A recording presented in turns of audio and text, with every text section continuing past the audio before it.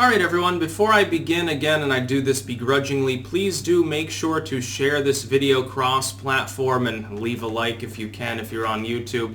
Again, I hate saying that, but it's the only way in which people actually know I exist, because YouTube is attempting to suppress and throttle all actual independent and interesting commentary in favor of Will Smith and Katy Perry these days. Other creators having the same problem. Basically, the slower you're growing, the more rational and sane you probably are. It's rather sad that this is what's happening in the political universe. We got to talk about Bernie Sanders. I wanted to make sort of a general video about more of my true feelings about him. I know I dwell on Sanders, but that's because uniquely I'm a Vermonter. So I'm aware of him. Like I've seen the dude around. Like one time I saw him coming out of the airport, and another time he was like literally holding a rally in Rutland, like by the side of the road when I think I was going home from school. I actually attended a debate between him and Rich Tarrant back in the 2000s. Actually did a write-up, won second place on that write-up for senior law class when I was in high school. Got a $100 or $150 Staple gift card for it. It was pretty sweet at the time, you know, considering I was dirt poor. It's like, yeah, I can finally get one of these newfangled devices they call a flash drive. It's got half a gig of memory. Oh my God. True story. But I wanted to talk about what Bernie Sanders really represents, and it's very funny because his own fans don't understand. His own fans don't get what he's about. I see a lot of people with like hammer and sickle usernames on Twitter on Bernie Sanders posts, like applauding him, and these are people that have like true Marxist in their tagline, and like, you know, my pronouns are Z and Zier. Bleeding heart, rose in hand, social democrat, you know, stuff like that. And these people, some of them say that Bernie Sanders is not a socialist. When they say this, I say, okay, well, I've got Bernie Sanders referring to himself as a socialist for a long time. Sometimes he remembers to say democratic socialist. It doesn't really make a difference, though. That just means that you've had a representative system create socialism. The ideology is the same. It's just the method by which it came to power didn't involve purging people. You wait until after you're in power, then you start disarming and purging people, I guess. That's the idea of democratic socialism.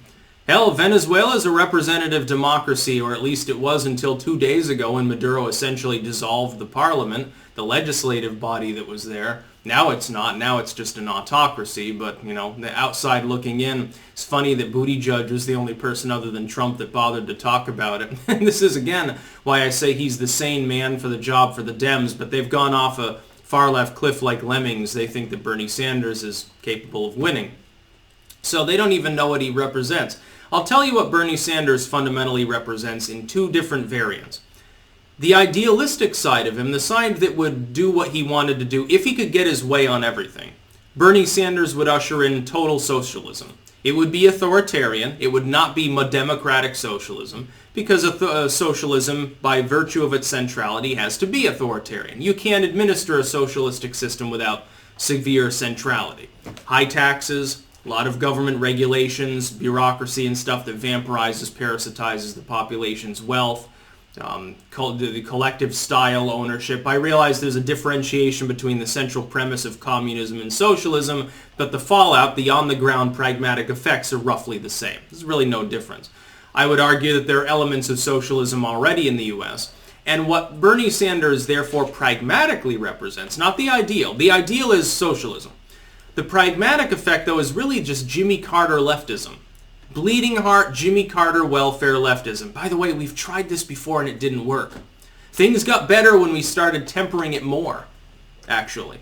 What happened is that in the United States, really, Bernie Sanders is technically a relic of the 60s and the 70s. He's a relic of an era in which social reformers believed a little more incremental welfare, one more happy family-friendly sounding bureau, one more help the little people program would magically improve society. Their idea was that society would steadily improve if you just gave a little more, a little more, a little more, a little more. A little more taxes or inflation, the latter mostly the case recently. Propping up a little more social spending. 10% increase in food stamps. 5% increase in housing subsidies. So this new program for single mothers and stuff. If you steadily mounted them up, each time they're billed the same. Society is told by the left every single time they want such a program or such a feature of the economy or of governance. This time, we can erase poverty if we only do this. What Bernie Sanders is telling you, and he proudly proclaims it, is, we need to wipe out poverty in the United States. We need to wipe out hunger in the United States. We need free education for all people in the United States. Wide-reaching sloganeering with no explanation whatsoever of how to pay for these things, and there's reasons for that I'll get into. Essentially what it is, though, is it's the same old shtick we've gotten since the war on poverty began. We're talking about the Nixon and Johnson and Ford era. We're talking about long ago. We're talking about the post-JFK era here up until before Ronald Reagan, essentially. The paradigm before the one we're currently leaving. What the liberals continuously have done in their various brands is say, one little bit more legislation will solve the problem. If that were actually the case, the problem would already be solved by now, though, now wouldn't it, people? That's the problem with bleeding heart liberalism. The problem with this incrementalism within the left is that it already has made the promise time and time again and fallen short every single time. It's just like with gun control. Well, we need to stop gun crime. We need this bill to ban this feature of weapons or something, or regulate. But every time they pass them, and it doesn't do anything. Supposedly, by now, there should be like, we've been told for decades and decades we need common sense gun control. But every time that the gun control is passed, a few years later, they're telling us something else is common sense gun control. It's an incremental, slow bleed away from the concept of individual liberty. In the case of the economy, in the case of Bernie Sanders' economic leftism, he is telling you that all past leftists for decades and decades, all the social programs they pioneered, all the welfare spending that they made, all of the subsidized housing, the food stamps, the social services, everything under the sun that they've funded, steadily more and more, usually, again, funding it through inflationary means, through debt spending more than raising taxes or just raising it on businesses, which is why Trump had to reduce the business tax rate because it was slowly strangling our productivity. They're telling you all of those incrementals over time were built as though they should magically make society a lot better, to the point where there wouldn't be any problems anymore, at least any significant ones, because everything would be hunky-dory, liberal, la-la land. But it never worked. But this time it will. This time it'll work. This time our liberalism will uplift everybody out of poverty, stop climate change, end war forever. It's a bunch of bullshit, dude. It's a fucking mind game. When Bernie Sanders is trying to give people free crap, it's not free anyway. What people don't understand, and somebody pointed this out on Twitter yesterday, and it gets to the central point that I've pointed out a couple of times. It's like with the student debt thing.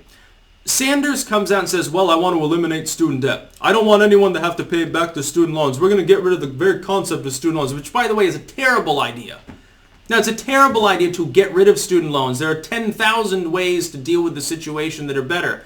You could deregulate the educational system and drop the prices. You could have a one-time bailout. You could inflate the currency to do that. That would oddly be less radical and less left-leaning than what Bernie Sanders is suggesting. You could do a million different things with that, but what Bernie Sanders is suggesting is wipe it out entirely. Okay, let's say Bernie Sanders comes along. He's president. He magically gets a mandate from the Senate that's probably going to be Republican-controlled, but let's say that they cuck. They roll over and play dead because free shit gets young people out into the streets. And they're afraid of revolution or whatever from the dildo waivers, so they decide to just give in. So they forgive all student debt. Somebody like me, in the middle class, I'm not rich. I'm doing well, but I don't carry silver spoon in my mouth. I don't go around sipping $100 bottles of champagne. I don't go to, Hillary Clinton's next social engagement. I don't go to the Goldman Sachs meal. Doing well, but not rich. I pay hundreds of dollars a month in student loan costs. What Bernie Sanders is offering me, a member of the middle class, is to wipe out that debt entirely. I don't have to make those payments anymore. See, the problem is he's also going to up my tax rate. And he's lying when he says that he's not going to. If you define middle class as a person making $1,000 a month, yeah, the middle class won't pay any more taxes. If you're defining it as someone who's actually in the middle class, somebody who generally, they'll be in their own home, or at least be capable of funding a decent lifestyle. They're capable of paying their car payments. They kind of got a nest egg. They're able to eat out somewhere other than McDonald's. If that's what you define as the middle class, someone who has a reasonably comfortable existence, nothing extravagant, nothing wealthy, no luxury goods, a reasonably comfortable existence, I can guarantee you, I'm not stupid. I'm not economically illiterate like apparently a lot of Bernie Sanders fans are. The middle class would pay phantasmagorical amounts of money. I guarantee that I would pay more in excess taxes than I pay for my student loan payments, and I wouldn't even get positive credit for it. Student loan payments, by the way, let me elucidate something that a lot of people don't quite fucking understand. Student loans interest rates are deliberately held down already by the U.S. government's own regulation. One problem with the student loan system being so onerous in other ways. Student loan debt repayment, yeah, it takes a hell of a long time because the debt total tends to be quite large. But the actual interest accrued is fairly low. It's ironically a good way to build positive credit. Now, of course, you could say, well, we shouldn't be having 18, 19-year-olds signing away their lives basically the next 20 years and making these payments on five-figure debt tolls. Absolutely. There are ways to address this. Look at the educational system. And this is just one facet of the snake oil Bernie Sanders is selling, I know, but it's an interesting one. Look at the college system. You take a shit ton of electives. Usually the college makes you take like a whole semester's worth of filler courses anyway. We're going to make you take 9 credits of diversity electives. Like, there are some colleges that literally do this. Like, you will take women's studies. You will take sensitivity training. You will take Holocaust History 101 and stuff like that that doesn't have anything to do with mathematics. It doesn't have anything to do with skilled labor, like learning how to be an electrician or something in a trade school. It doesn't have anything to do with anything pragmatic that you're actually likely to have a career in. Now, the number of people that actually get a career in that is relatively limited. It's just that those people become professors and then want other people to have to take their courses, because otherwise a lot of people wouldn't bother. So you get a lot of filler. That requires new buildings to house the courses. It requires more on-the-job, more facilities on the campus. They invest a lot of money in sports teams, football stadiums and hockey rinks and shit like that. And pet projects like, oh, this is our new park. And here's our windmill that won't run a profit for 50 years and will probably fall apart before then. And here's our new green dorms that cost twice as much and stuff like that. They fritter away money. The government gives colleges free money, ostensibly to lower cost, gives grants and stuff. If the government gives a unilateral $5,000 a year grant to all students in the U.S., you know what will happen? Every college will raise its fees by $5,000 a year.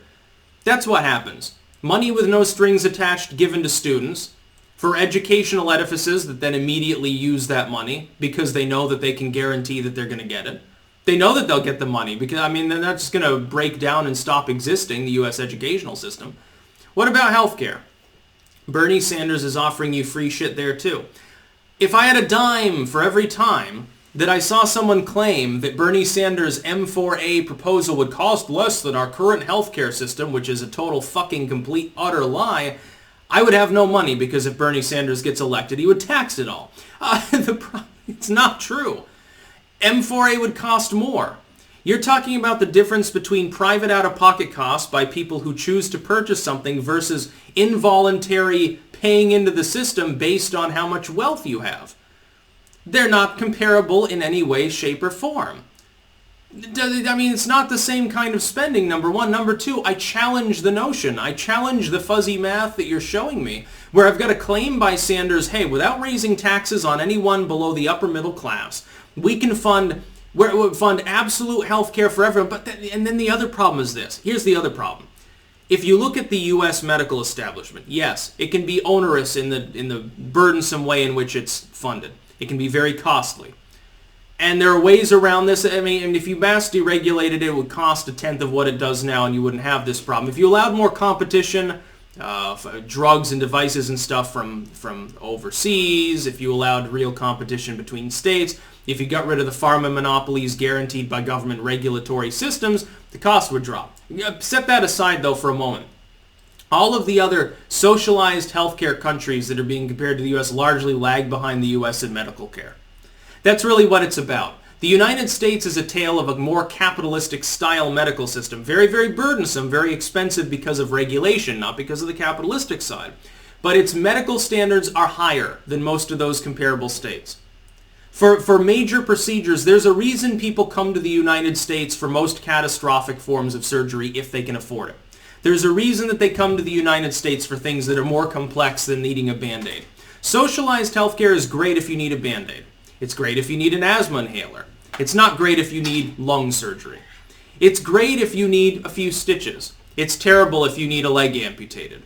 It's great if you need topical care. It's terrible if you need anything more than that. The fact is that the U.S. system, even the hybrid system that we use now, is better than socialized healthcare. Should just go back to the system we had before and guarantee the pre-existing conditions. Look, I don't think that the average American had a problem with paying a little bit more into their health care to cover people with pre-existing conditions. Yeah, you can call that the bleeding heart liberal in me or something. I'm sure that purist libertarians would. Oh my God, that's theft. Oh, okay, yeah, okay. I don't want the cancer kid to have to die in disgrace without at least having a morphine drip, okay? Call me a liberal if you want. The healthcare system we've got now is better than the one Bernie Sanders is proposing. The educational system we have now, terrible as though it can be, is arguably better too. You want the government determining what courses you're going to take? What healthcare you can have? You want the government to determine everything like you're a fucking little whiny titty baby? Well then, vote in socialism. Government will be glad to take care of these things. I find it funny, in closing here, I find it real goddamn funny. When people on the left, they say, well, Trumpfler bad, he's a fascist. The U.S. government is imperialistic and bullies everyone. They're terrible. The Western world is a bunch of violent pigs. But we want to give them more power. We want to give that government literally the power over our medical decisions. Let's also give it power over the educational system more than it already has. And while we're at it, we'll disarm people too. We'll make them a bunch of cucked fucking slaves. Bless you. That sounds like a really, really sane proposition.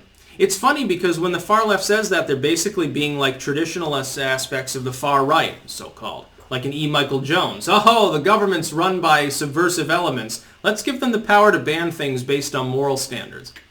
Really smart, dude. Really gonna work. That's about all. Peace out.